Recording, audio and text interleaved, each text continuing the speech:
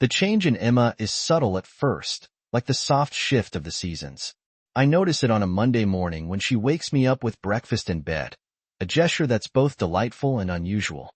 The toast is perfectly golden, the eggs scrambled just right, and there's freshly squeezed orange juice, a touch she never used to bother with. I'm flattered, thinking perhaps she's simply feeling more affectionate. Days turn into weeks, and her attentiveness only grows. She listens with rapt attention to my stories, laughs at my jokes with genuine delight, and even surprises me with small, thoughtful gifts. It feels like the early days of our relationship all over again. I should be happy, ecstatic, even, but something nags at the back of my mind. A tiny voice whispers that this newfound devotion is out of character. It's when she starts staying late at work almost every day that the unease begins to gnaw at me. Emma has always been dedicated to her job, but never to the point of sacrificing her evenings. She assures me it's a busy season, that her company is in the middle of a crucial project. I want to believe her, but the suspicion festers, growing with each passing day. One evening, curiosity gets the better of me. I decide to check her phone while she's in the shower, a violation of trust that makes me feel sick to my stomach. My hands tremble as I unlock it and scroll through her messages. Most are innocuous, mundane exchanges with colleagues and friends. Then I find them, the messages from a man named David. David, we need to be more careful. He's starting to notice, Emma writes. I know I've been staying late at work to cover our tracks. I'm trying to plate him. My heart shatters with each word. She's been lying to me, manipulating me to keep her affair hidden. When Emma emerges from the shower, she's humming a tune, oblivious to the storm brewing inside me. I force a smile, my mind racing with thoughts of betrayal and vengeance. I can't confront her, not yet. I need to be smart about this, to plan my next move carefully. The idea of getting back at her festers in my mind. If she can play this game, then so can I. To begin with, I decide to gather evidence. I need proof of her infidelity, something irrefutable that she can't talk her way out of. Over the next few days, I start documenting everything.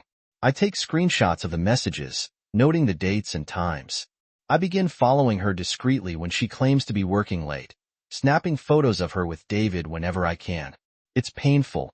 Each click of the camera feels like a stab to my heart, but I need to know the full extent of her betrayal. One Friday evening, I follow her to a cozy little restaurant on the other side of town. They sit in a corner booth, talking in hushed tones.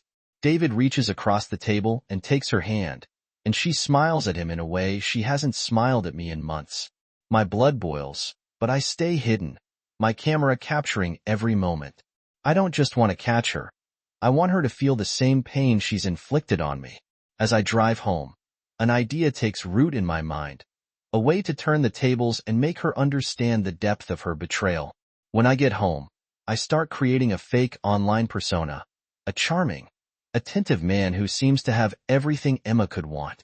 I join the same social media groups she frequents, post comments that would catch her interest, and wait for her to take the bait. It doesn't take long. Within days, she starts responding to my posts, and soon we're exchanging private messages. I feel a pang of guilt, but it's quickly overshadowed by my desire for revenge. I spend hours crafting each message, making sure to mirror the man she seems to be falling for. The more she opens up to this fictional man, the more I learn about her true feelings, her desires, and her justifications for what she's doing. It's intoxicating, this dance of deception, but it's also a double-edged sword. The more I engage with her, the more I realize how deep my love for her runs and how much it hurts to see her betray me. One night, as she's texting me from across the room, I make my move. I arrange a meeting between Emma and my fake persona, choosing a place where I can confront her without causing a scene. When she leaves the house, I follow her, my heart pounding with anticipation and dread as I sit in my car waiting for the moment to reveal everything. I think about the future. I know that whatever happens next will change our lives forever. The betrayal, the lies, the revenge, they've all led to this point. As I see her walk into the cafe, my resolve hardens. It's time for the truth to come out. The cafe buzzes with the lively hum of conversations, the clinking of cups, and the aroma of freshly brewed coffee. I sit in my car across the street, my heart pounding in my chest. Emma sits at a corner table, nervously glancing around, waiting for a man who doesn't exist. My phone buzzes. It's a message from her. Emma, I'm here. Where are you? I take a deep breath and type my response carefully. Me is Mark. Running a bit late. Order yourself a coffee. I'll be there soon. I watch her from the car as she nods to herself, then gets up to order a drink. This is it. I step out of the car, steeling myself for what's about to happen. As I approach the cafe, I see a familiar face behind the counter. Sarah, an old friend of mine from college who now owns the place. She looks up and smiles warmly when she sees me. Hey Tom, long time no see. What brings you here? I force a smile. Hey Sarah, just meeting someone. How have you been? Good. Business is steady. We should catch up sometime, she says, handing over Emma's coffee. I nod, my mind elsewhere. Definitely. I'll take you up on that soon. I walk past the counter, my eyes fixed on Emma. She's back at the table, her phone in hand. I approach her from behind and tap her on the shoulder. She looks up, her eyes widening in surprise and confusion. Tom, what are you doing here? I sit down across from her, my expression stern. We need to talk, Emma. Her face pales, and she glances around nervously. What is this about? I lean forward, lowering my voice. I know about David. I know everything. The color drains from her face completely, and she stares at me speechless. I take out my phone and show her the screenshots of her messages with David, the photos I've taken. She gasps, her hand flying to her mouth. How? How did you? It doesn't matter how, I say coldly. What matters is why. Why, Emma? Why did you do this to us? Tears well up in her eyes, and she looks away, unable to meet my gaze. Tom, I didn't mean for this to happen. It just did. That's not good enough, I snap.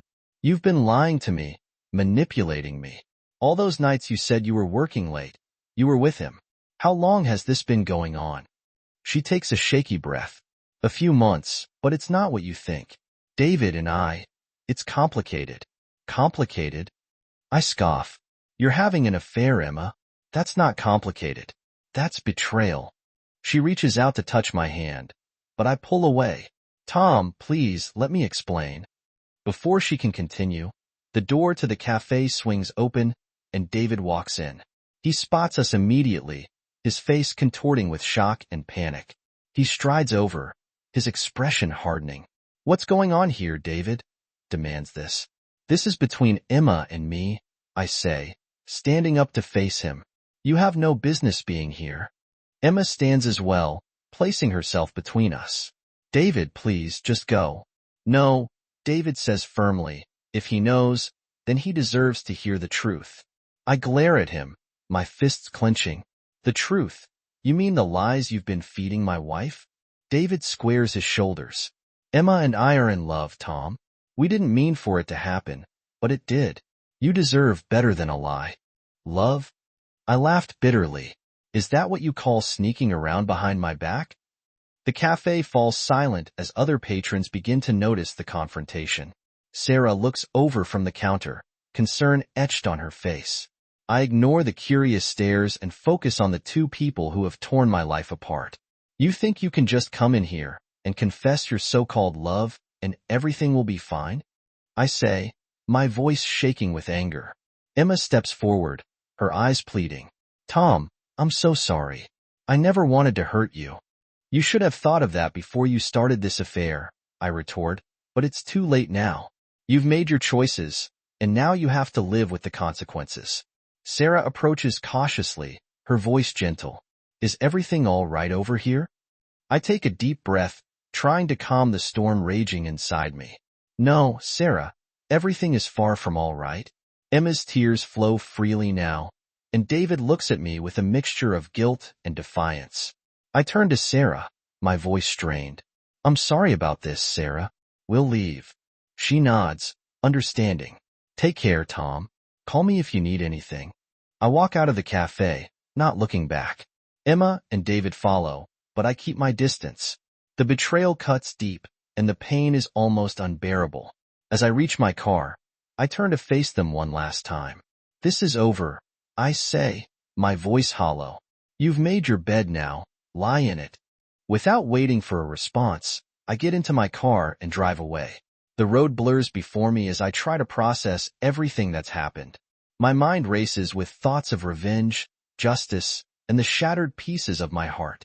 But I know this is just the beginning. The confrontation is over, but the fallout is yet to come.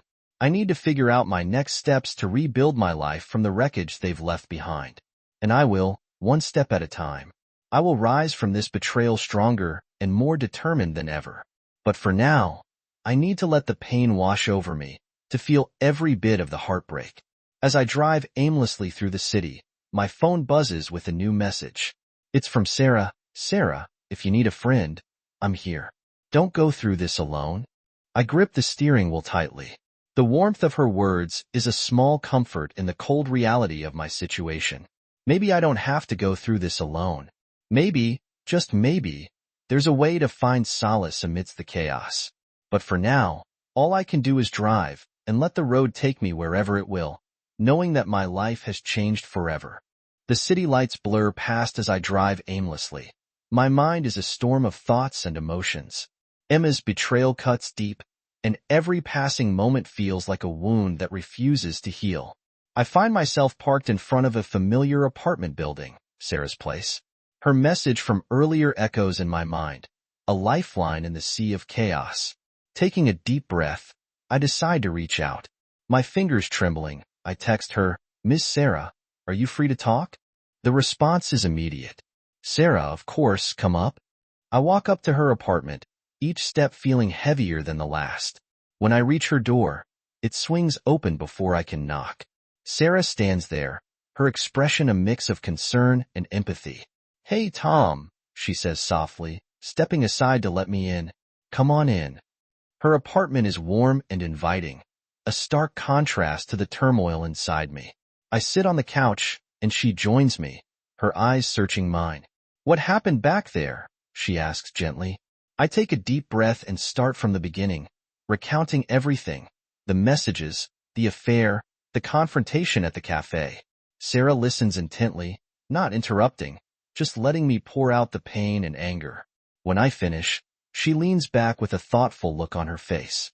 That's a lot to process, Tom. I'm so sorry you're going through this.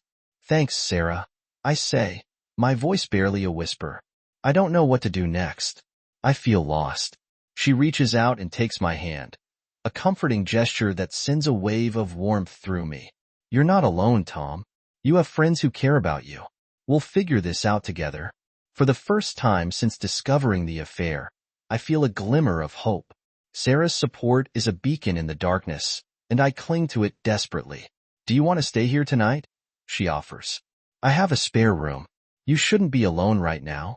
I nod, grateful for her kindness. Thank you, Sarah. I think I'll take you up on that. The next morning, I wake up feeling slightly more grounded. Sarah makes breakfast, and we eat in companionable silence.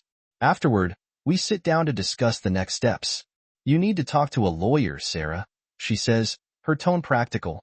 Find out your options, and maybe see a therapist. This is a lot to handle on your own. I nod, knowing she's right. I'll start with the lawyer. Do you know anyone? Sarah smiles. Actually, I do. A good friend of mine, Michael. He's excellent. I'll give him a call and set up an appointment for you. Within an hour, I have an appointment with Michael for the next day. I spend the rest of the day at Sarah's, trying to keep my mind occupied.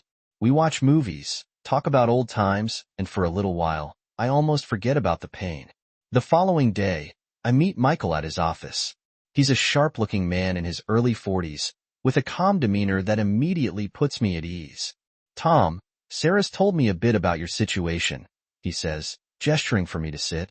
Why don't you tell me everything, and we'll go from there. I recount the events once more, and Michael listens attentively, taking notes. This is a tough situation, he says finally, but you have options. The first step is to document everything you've already started, which is good. Keep any evidence you have of the affair. It'll help if this goes to court. What about the house, our finances? I ask, the reality of the situation sinking in. Michael nods. We'll get to that right now. Focus on gathering evidence and taking care of yourself. I'll handle the legal side. As I leave Michael's office, I feel a small weight lift off my shoulders. Having a plan, a direction, makes the chaos seem more manageable. Over the next few days, I throw myself into documenting everything. I gather messages, photos, any proof of Emma's infidelity. Sarah continues to be my rock, offering support and a place to stay. Each day gets a little easier, the pain a bit more bearable. One evening, while Sarah and I are having dinner, my phone buzzes with a message. It's Emma. Emma, we need to talk, please. I show the message to Sarah, who looks at me thoughtfully. What do you want to do? I don't know. I admit part of me wants to hear her out, but another part of me doesn't want anything to do with her. Sarah nods. It's up to you, Tom, but remember, whatever she says doesn't change what she did. I decide to meet Emma, needing closure if nothing else. We agree to meet at a nearby park, a neutral ground. When I arrive, she's already there, sitting on a bench, looking lost and forlorn. Tom, she says as I approach her, her voice trembling, thank you for meeting me. I sit down beside her, keeping a distance. What do you want, Emma? She takes a deep breath, tears welling up in her eyes. I'm so sorry, Tom, for everything. I never meant to hurt you. You did, though, I say quietly. You hurt me more than I ever thought possible. I know, she whispers, and I can see the sincerity in her eyes. I'll regret it for the rest of my life. But I need you to understand it wasn't just about the affair. I was unhappy, and I didn't know how to tell you. I know that doesn't excuse what I did, but I wanted you to know. Her words hang in the air, and I feel a mix of anger and sadness. You should have talked to me, Emma. We could have worked through it. Instead, you chose to betray me. She nods, tears streaming down her face. I know, and I'm sorry. I'm so sorry. We sit in silence for a while, the weight of her words sinking in. Finally, I stand up. I need time, Emma, to figure out what I want. What comes next, I say. But for now, I need space. She nods, wiping her tears. I understand. Take all the time you need. I walk away, feeling a strange sense of relief. The conversation, though painful, has given me some semblance of closure. I return to Sarah's place, my mind clearer, my heart a little lighter. As the days turn into weeks, I focus on rebuilding my life. Michael handles the legal aspects, and I start seeing a therapist to work through the emotional fallout. Sarah continues to be my steadfast support, and slowly, I begin to see a path forward. One evening, Sarah and I are sitting on her balcony, watching the sunset. She turns to me, a small smile playing on her lips. You're stronger than you think, Tom, she says softly. You're going to get through this. I smile back, feeling a warmth I haven't felt in a long time. Thanks, Sarah. I couldn't have done it without you. As the sun sets, casting a golden glow over the city, I feel a sense of hope for the first time in months. The road ahead is still uncertain, but with friends like Sarah by my side, I know I can face whatever comes next. Weeks turn into months, and life begins to stabilize. I continue to stay at Sarah's place, and our friendship deepens. She becomes my confidant, my rock, and the one person who keeps me grounded. The legal proceedings move forward, and Michael assures me that things are progressing smoothly.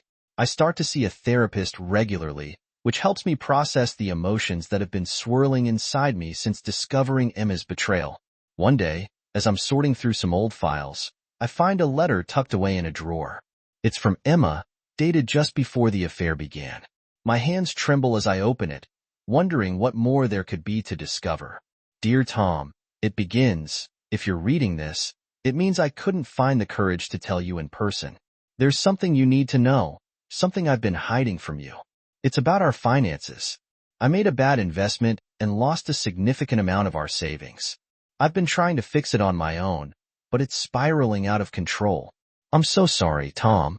I didn't know how to tell you, and I didn't want you to think less of me. Love, Emma. The revelation hits me like a punch to the gut. Emma's secret isn't just about the affair. It's about our financial ruin. The weight of her actions crushes me, but it also gives me a strange sense of clarity.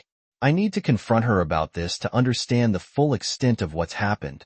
I call her, and we agree to meet at a nearby park. When I arrive, she's already there, sitting on a bench, looking more tired and worn than I've ever seen her. Tom, she says as I approach her, her voice shaky, thank you for meeting me. I sit down beside her, the letter clutched in my hand. I found your letter, Emma, about the investment. Her eyes widen, and she nods slowly. I was going to tell you, but then everything got so complicated with David, and why didn't you tell me? I interrupt, the hurt and anger clear in my voice. We could have worked through it together. I was scared, she admits, tears filling her eyes. I was so scared of losing you, of you thinking I was a failure. And then David came along, and it was like an escape, a way to forget about the mess I'd made. The pieces of the puzzle start to fall into place, and I feel a strange mixture of pity and anger. You should have trusted me, Emma. We could have faced it together. She nods, her tears flowing freely now. I know, and I'm sorry for everything. We sit in silence for a while, the weight of our shared past hanging heavily between us. Finally, I stand up, feeling a sense of resolution. I need to move on, Emma. We both do. I hope you find the peace you're looking for. She nods, wiping her tears. I wish you all the best, Tom. You deserve happiness. As I walk away, I feel a sense of closure. The conversation, though painful, has given me the clarity I needed. I return to Sarah's place, my mind made up about the future. But one evening, Sarah and I are sitting on her balcony, watching the sunset. She turns to me, a small smile playing on her lips. Tom, I've been thinking, she says softly. I look at her, my heart skipping a beat. What about us? She takes a deep breath. We've been through a lot together, and I've realized how much you mean to me. I don't want to be just your friend. I want more. Her words catch me off guard, and I feel a rush of emotions. Sarah, I care about you a lot too, but are you sure, after everything that's happened? She nods, her eyes filled with determination. Yes, I'm sure. We've both been through hell, and we've come out stronger. I think we could be great together. I smile, feeling a warmth spread through me. I think so too. We lean in, our lips meeting in a gentle kiss, a promise of new beginnings and better days ahead. As the sun sets, casting a golden glow over the city, I feel a sense of hope and excitement for the future. Months pass and Sarah and I grow closer, our relationship blossoming. The legal proceedings with Emma are finalized, and I start to rebuild my life. One day, while cleaning out the last of my things from the house, I find another letter. This one is from David. Dear Tom, yes, if you're reading this, it means Emma told you about the affair. I need you to know that it wasn't just about the investment or the financial trouble. Emma and I fell in love, and we didn't know how to handle it. We didn't mean to hurt you, but we did, and for that, I'm truly sorry. I hope you can find it in your heart to forgive us one day. Sincerely, David. The letter stirs a mix of emotions, but mostly it makes me realize how much I've moved on. I no longer feel the anger or the pain as sharply as before. Instead, I feel a sense of acceptance and a readiness to embrace the future. As I walk out of the house for the last time, I look back and feel a sense of closure. This chapter of my life is over, and I'm ready to start a new one with Sarah by my side. One evening, as Sarah and I sit on her balcony, she turns to me, her eyes shining with happiness. Tom, I have something to tell you, she says, her voice filled with excitement. What is it? I ask, curious. I'm pregnant, she says, her smile widening. A wave of joy washes over me, and I pull her into a tight embrace. That's amazing, Sarah. I can't wait to start this new journey with you. As we sit together, watching the sunset and dreaming about the future, I feel a deep sense of gratitude. Despite the pain and the heartbreak, I found happiness again, and with Sarah and our future child, I know that the best is yet to come.